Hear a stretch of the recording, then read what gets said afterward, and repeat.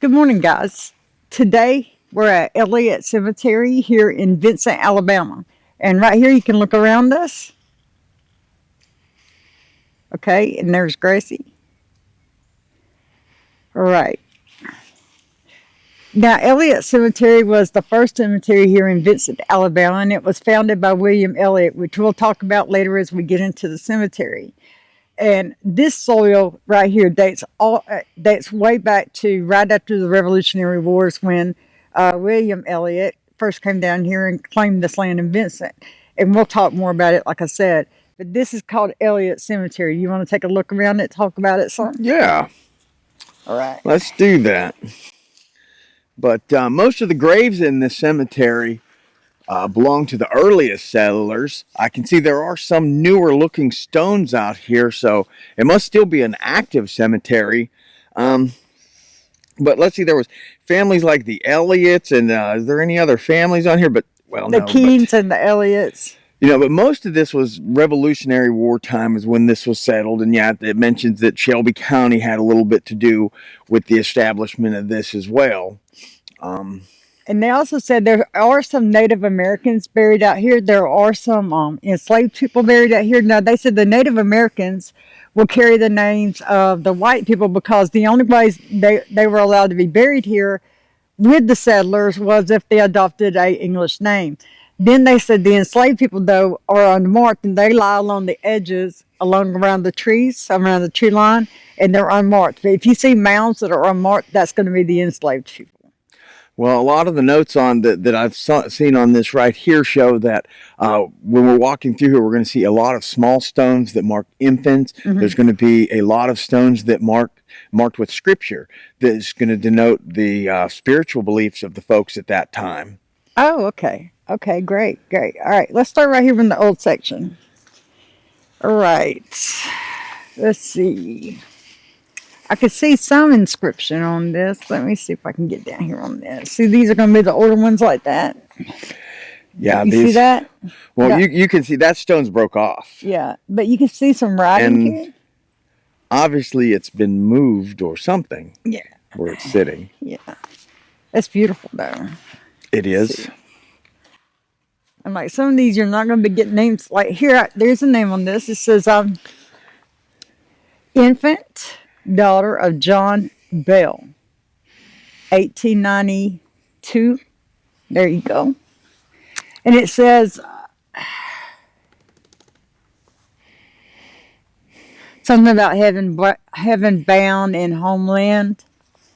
That's what it's talking about. What's interesting, right here, this grave, and it's not as much the grave that's interesting. You can't see, you don't know who's buried here, unless there's some marker that someone has that can tell us. But I'm looking at this stone, this brick. Yeah. And this brick reminds me of the brick that you find in Philadelphia. Okay. So I'm talking like 1700s, maybe the cusp of 1800. Okay, let me look right here. See if we can see what. This is definitely, this was quality at the time. And to tell the difference. Let me get it down on the brick. Okay. There you go. Go ahead. But to tell the difference, right over here is another brick. Yeah. And this is a more modern brick. So you can see a distinct difference in the make between the two bricks. I would say that brick there is probably the 19th century for sure. Oh, that one. Yes. The 20th century. And this would be 19th century brick. Let me put this in my pocket so I can get down here on this. Let's see. Gracie, do you have any theories on the brick? They're pretty. That's what she said. Okay. James Arnold Rowe, 1917 to 1918. Like you said, there's going to be some babies. So it said there's a lot of infants out here. That was what happened a lot, didn't it? It is, but it's the time in history that we're looking at. Yes. Every generation deals with at least one major type of outbreak of some sort. Or epidemic, right? Right, epidemic. That was the word I was thinking for. Thanks. and as you see, because in the 1918s there was that the Spanish flu. In the 1818s there was another type of bubonic plague flu. In the early It was all yellow 1700s. fever and then scarlet Right. fever and And here we are, 2018, 2019, and we dealt with our own epidemic. So it's every generation, about every 100 years, it seems like there is some type of a pestilence that we all have to deal with. I say that because all the scripture out here, I thought pestilence was a good word, but. Okay, let's see. Yeah, I can see a name on that. It says born 1888, died 1891. Okay. See, not very old. I'm just a baby still. Here's an Elliott. Let's see right here. This might be the namesake here. Let's see if it is. We go around.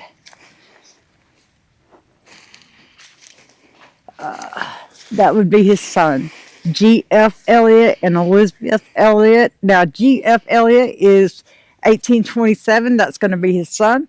William Elliott is going to be his father, and that's who you're looking for. Let's see.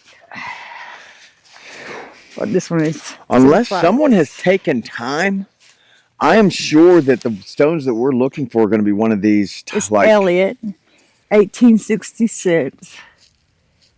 This would be.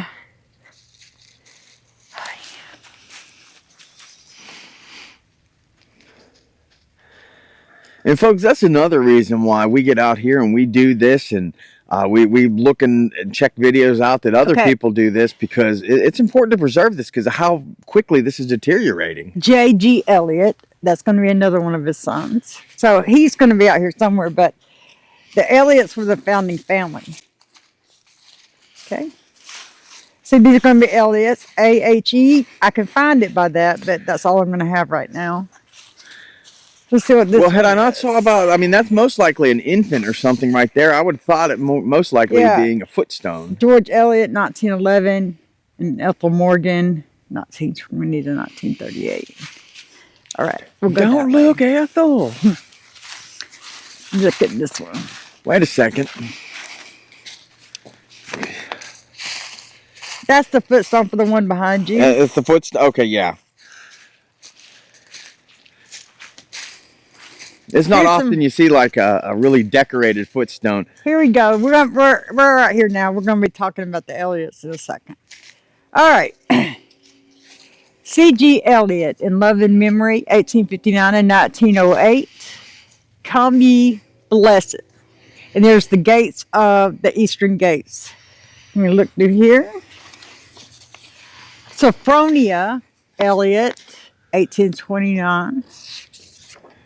And I see the gates open. Let's see. Truth, honesty, and virtue are the highest tribute paid to man, which marks the life of J.L. Elliott. Praise the Lord. It says James Elliott, 1838. All right, and William Elliott, W.A. Elliott. I knew he'd be here.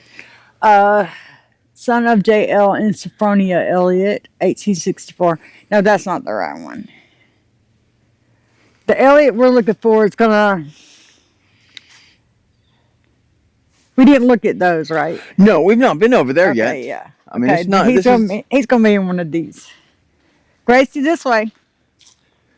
We're looking for William Elliott. Come on, your Grace. See, this is the whole Elliott compound. Do you see how they used to do it, guys? They would take one big marker and put it there, and then the whole family would be buried there. I just noticed that brick's inscribed. What? The brick's inscribed. It's not a flat surface. That looks like it may be writing. Mini car, 1877 to 1865. I mean, 1965. J.W. Denty, 1852 to 1926. Let's see what this says.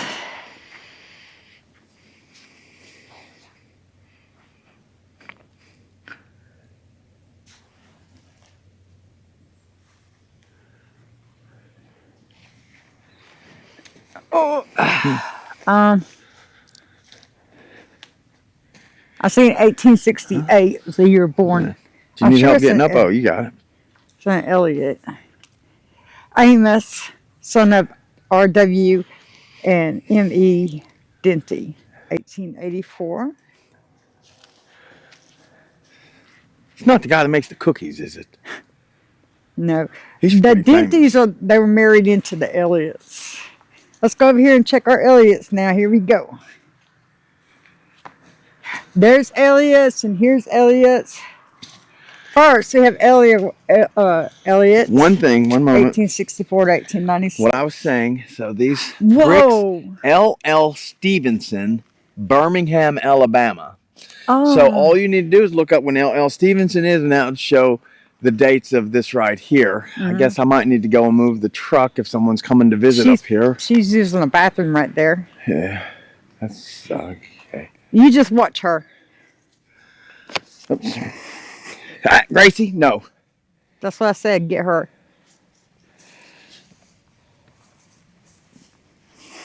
Okay, this says her bag of dogs in there if you want me to hold up. Mary Elliott. I'll hold up while you get the bag of dog. Okay. Just leave your nuts in there and get the bag of dog. How about that? Yeah, I'll get my bag of dog. Sounds good, right? Let's see.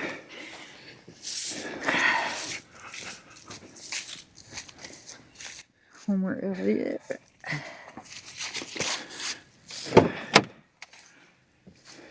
J.C. Elliott. J.C. Elliott.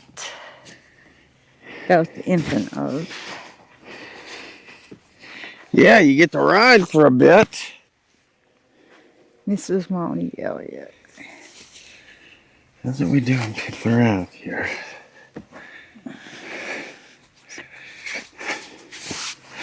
Let's go right here.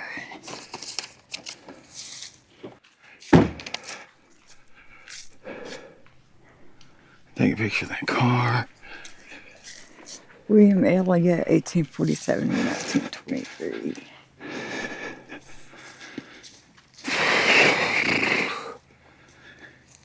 Sarah, 1883 to 1904.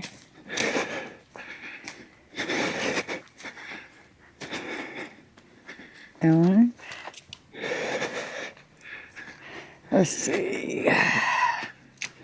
Missouri Elliott, 1854 1919.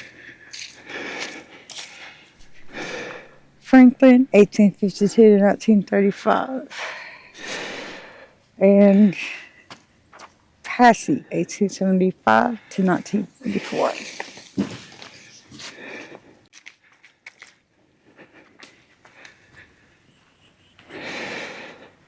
All right. Here is William Elliott. Would you like to tell us about William Elliott? I don't think those people can drive very well. I don't either. Okay. So, William Elliott. Go ahead and read your notes for a second. Well, I don't think that's the right one, because the William Elliott we're looking for is born in 1789. Oh, okay, so we'll keep looking. But, anyways, the years that he was in the United States infancy, and this was during the nation's founding, the Revolutionary War. So this is one of the guys that fought to create this country. Mm-hmm. And, let's see.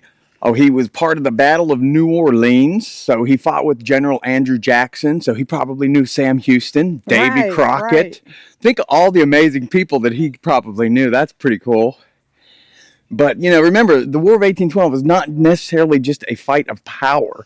It was a fight for independence. Mm-hmm. We were trying to make this a free nation, and we were making it in our image of freedom now. Right. Exactly. Okay, so freedom can be a subjective term. We were making it in our image of freedom, and it was people like William Elliott that went out there in the forefront and made these things possible. Mm-hmm. And as we discussed before, like so many in the war, we knew how to take care of our military at that time. Mm-hmm. And what we did is these major generals or these main, these leading people, we would say, okay, when you're done after you've served the country, you've earned a piece of it.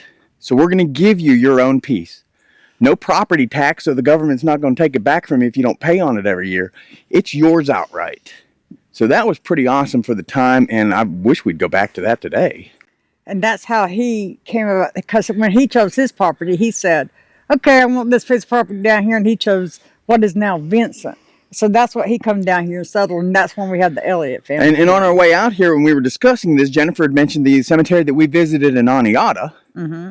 And if you can find that, throw it under there and they can check that out. But it was the same way. The person that was up there, I can't remember his name now. No, there's a lot of them there. There's so many guys. But he got his land the same way. And there's other places in the state and across the country. Mm-hmm. That a lot of times the families are settled there from the Revolutionary War daddy. And I say it because he was the one that went and fought. He was the one that was awarded the land, and he was the one that settled it. And so towns are named after them, and big families are named after them. But that's how they got their land. It wasn't by money. They just made something of that land, and that's what they did. So let's keep walking down through here. Infant daughters from Mr. and Mrs. Parsons. Homer Davis, 1898 to 1940. So you can see that a lot of these families are older families. And I have to hear a lot. Let's see. The Davis family, you can see that's their picture right there. Edward in Virginia. Hey, and as a side note, real quick, guys, when you're out, if you're a fellow YouTuber and people pull up at random or whatever, it is a good idea to at least try and get a picture of whatever they're in, a picture of them, because you never know. Mm-mm. They might be here thinking that we're doing something wrong, but for all we know, they could be coming up here to do something wrong. Oh, yeah, that's true. It's called cover your butt. When she saw him film her and then point the camera at her, she just... That's when she decided it was time to leave. So yeah. I don't know if her actions were all that. But she sat there staring at us too long, too. Right. Well, that's what made me decide I probably need to take a picture of her. Yeah. Deso Couch and Ellen Francis Couch. And we're not doing anything illegal, y'all. We wait till daytime. We obey all the laws of the land. Let me just put it that way. We don't trespass. It's public property and it's within open hours. There's nothing she can do about us filming it. And the cops will tell her that, so it doesn't matter. Do you think when Deso was in school, the joke was people would push him down and sit on the couch? Deso Couch? That might have made him tough enough to fight, right? That's right. That's probably what made him tough. Yeah. Let's see. Summers. Oh, I've had people tell me they're going to send their kids to us. Like the kids that are in my son's generation. I'm going to send our kids to you, but that way they have some discipline. They know how to toughen up a little bit. Carrie Summers, 1858 to 1946. Gabriel Summers, 1852. Susan Ann Hamlin. I like that name, Hamlin. I do too. Let's see what this is. Now, that's an interesting one here. Oh. But the one thing, see? Wait. Isaac Newton. P-A-R-O. Is that two L's or is that a U? Is it Parole? Is he French? Or is it parole? Or is it parole? Like he was on parole? No. I think parole would be... No, it's P-A... Pardue. Pardue. Yeah. It's worn down. It's European. I've heard that in other countries over in Europe. Let's see. This one says G.W. Clements. That's what it says. A noble Christian gentleman has gone on. Dr. G.W. Clements, S.A. That should be all of our goal, to have something that nice put on our lasting stone. Right?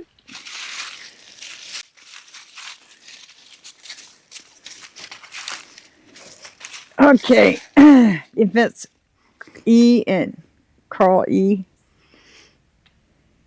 1912. Elliott.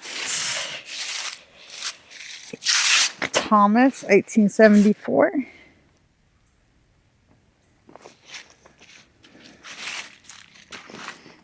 Muni, 1872.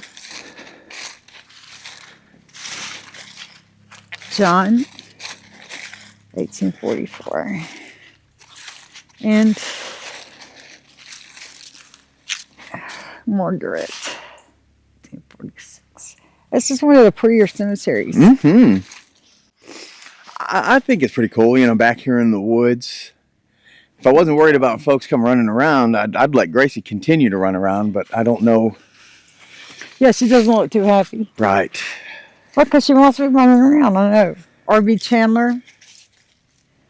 And I'm looking for, what is the man's name? Oh, let's see what his name was I'm looking for. Hold on. Mine. King? No. Oh, which one? The dude? Keene. William Moses Keene? William Moses Keene. K-E-E-N.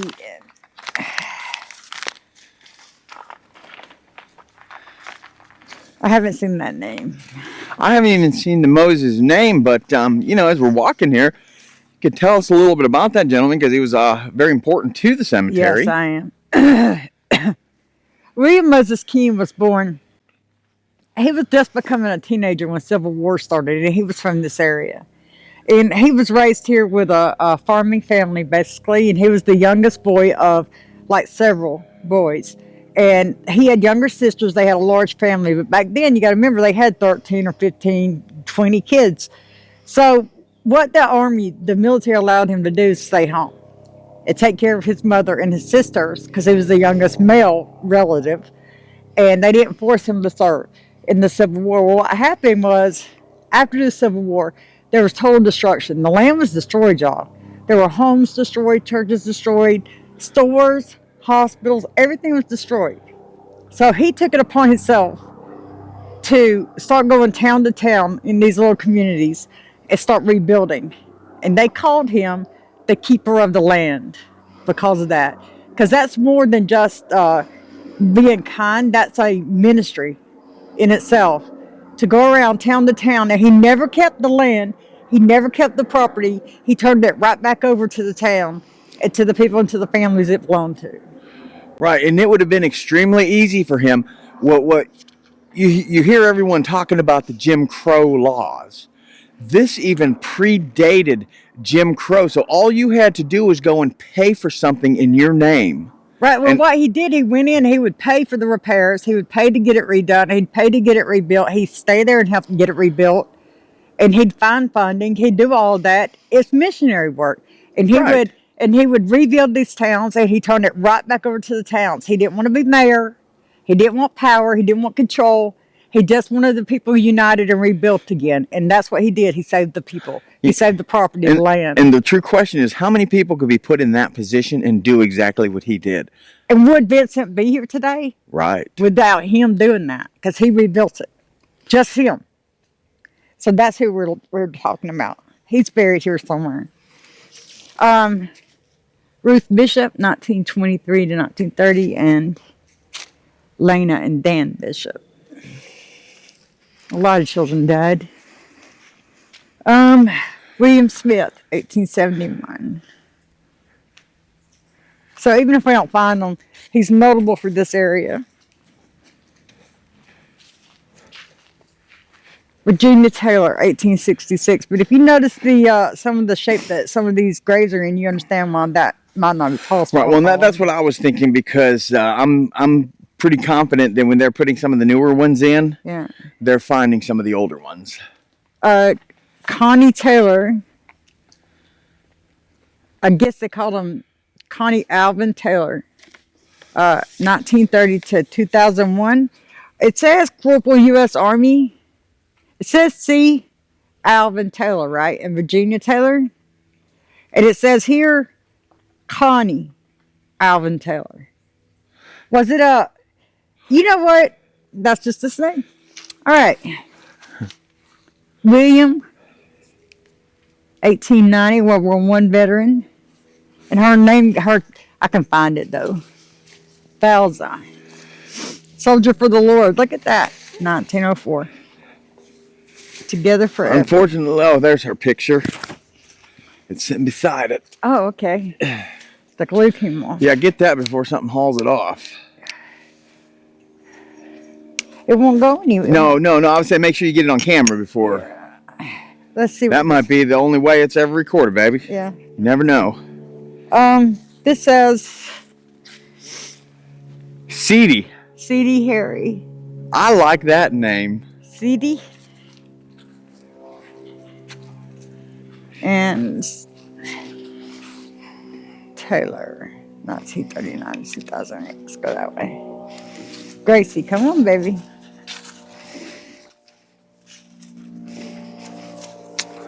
Well, it's failing you.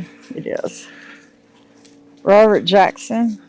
I like that log cabin one. I do too. Let's see. Permelia Caroline Reinhardt Denty. That gum. 1852. Died between 1903 and 1910. Seriously? All right. John Denty, 1845 to 1901. So he wasn't Gracie, around. come on. He died in 1901. She died in 1903. So she was dead. Or 10. Yeah, but she was dead. There's got to be a story there. There She has was got to living be. in the woods by herself, and nobody knew if she For was alive or 7 dead. years. There was a 7-year period between the last time somebody saw her to the time somebody saw her. And then, I'm gonna find that out. That's a story there. That's a story. That's a story. Yeah. Permelia, Permelia was not a weak woman. I promise you. You have a name like that. I'm thinking like, if you ever watched that Anne of Green Gables, the lady that was Them of old the house. Appalachian women that live out in the woods. Or like in Christie, what's the name of the Tyne Daly plays? Character. Yeah. Yeah, Alice. That's probably William and Nancy Elliott, 1819, 1811. Yeah, but seriously, how come it took them so long to find her? True. Let's see what it says. Okay, we got some name here. Let's get it. What we got? So what we got? I'm reading. It's just a shame that, all this stuff falls in such ill repair. Okay.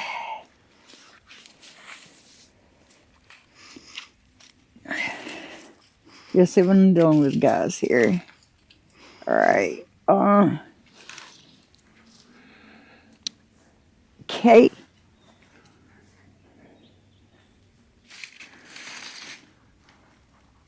KW. It says something about my heel and my will and something. Something J. I don't know. I'm sure I can find it. I think we're being watched. The only thing we have, I don't think did we look at this little bit over here? I don't think we looked at this, but we've done a circle of we did these. Let's go. Cemetery. Yeah, because Gracie was playing by these pumpkins. I got her on playing with the pumpkins over here. No, we're going to go over here to this circle and then head out. Billy English, 1966 to 2008. Cleamy Abbott. Now remember, guys, right here along the edges, along the wood line, the original wood line, not that second one, the original one. See these little mounds and heaps along the side of the trees? That's where the enslaved people are buried. And unfortunately, there's no markers. No, but I'll show you what I'm talking about. Yeah. Let's show somebody here. Okay, see right here, that tree's fairly new. This one is not. See right here between the trees here and around this area, this is a little raised compared to that, right? So if you keep going this way, this is raised around the trees. They're going to be buried around the original trees from that time. Like, see this heaping right here? All this heaped up right here around the trees right here where she's walking. That's all going to be, these are all going to be unmarked graves along this area. See, look, there's a stone. That stone could have been sitting there for 100 years. Let's see what it says. Jimmy Abbott. And he looks like he died in, what does that say, 1930? I can't make it out. And this stone Looks like they do that for good luck, guys. Yeah. You know what I was thinking that looked like? What? But it's only a little bit too small. So archaeologists over in the desert area in the Middle East, they found where they believe one of the spots where the ancient Hebrews were, because they found a bunch of stones like that they would put the manna in to grind between the two stones. And that is exactly what that reminds me of. So maybe that's a small grinding stone. Okay, it says February 23rd or something days, right? So we reading it has 18? Yes. It says, okay. It's broken. All right, guys. We're going to head out of here. I hope y'all enjoyed Elliott Cemetery out here in Vincent, Alabama. Have a great fall. All right.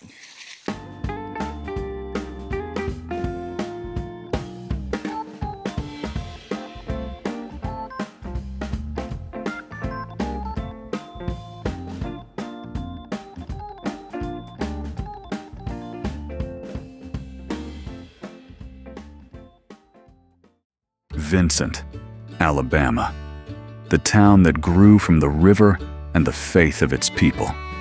Today we stand in Vincent, Alabama, a quiet town whose roots run deep through the red clay and river valleys of Shelby County. At first glance, Vincent may seem like one of many small southern towns, a place of porches, fields, and familiar names etched into the stones of its cemeteries. But if you pause long enough, you'll feel what history left behind here. The pulse of faith, resilience, and community that shaped not just a town, but a way of life. Long before Alabama became a state, this land along the Coosa River was home to the Creek Nation, whose villages and hunting paths wove through the very ground where Vincent now stands. When settlers arrived in the early 1800s, drawn by the promise of rich soil and river access, they followed those same trails and established homesteads under the shade of towering oaks. Among the earliest families were the Elliots, Vincents, and Chandlers, pioneers whose hands cleared fields, raised barns, and built communities from the wilderness. By the 1830s, the settlement had begun to take shape near what we now know as Highway 25 and Highway 231, forming a small but thriving farming community. The town's name, Vincent, comes from the Vincent family, early landowners and community leaders whose influence helped define the settlement's future.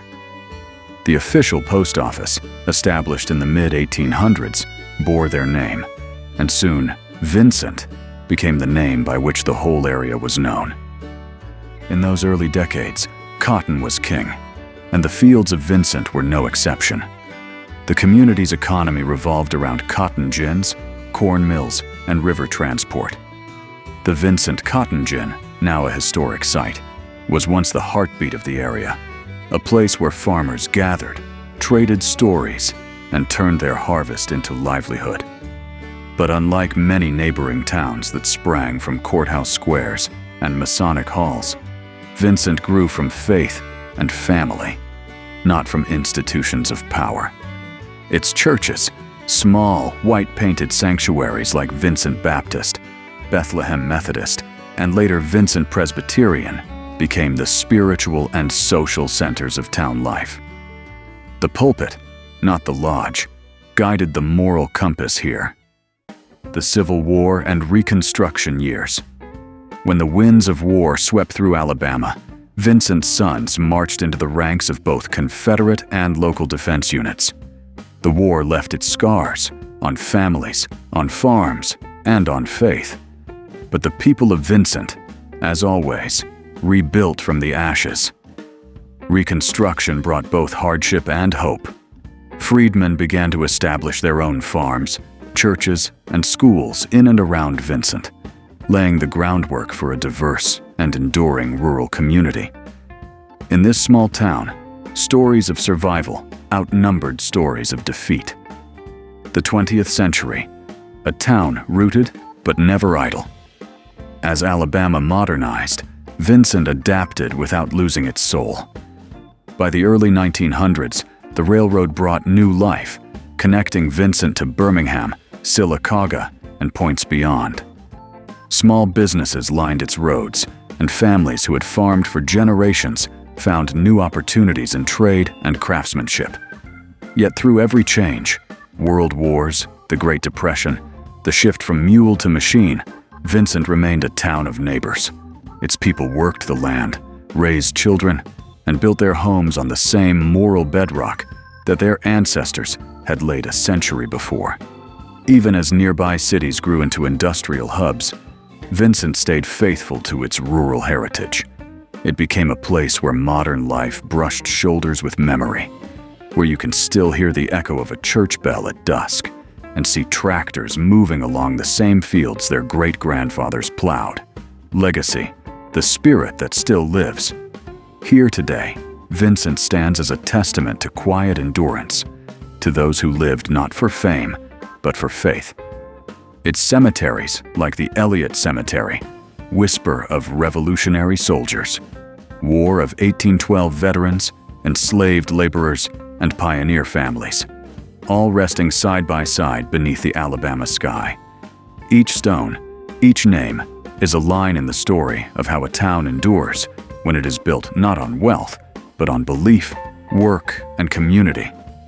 Perhaps that's Vincent's truest legacy, that it never needed the noise of history to prove its worth.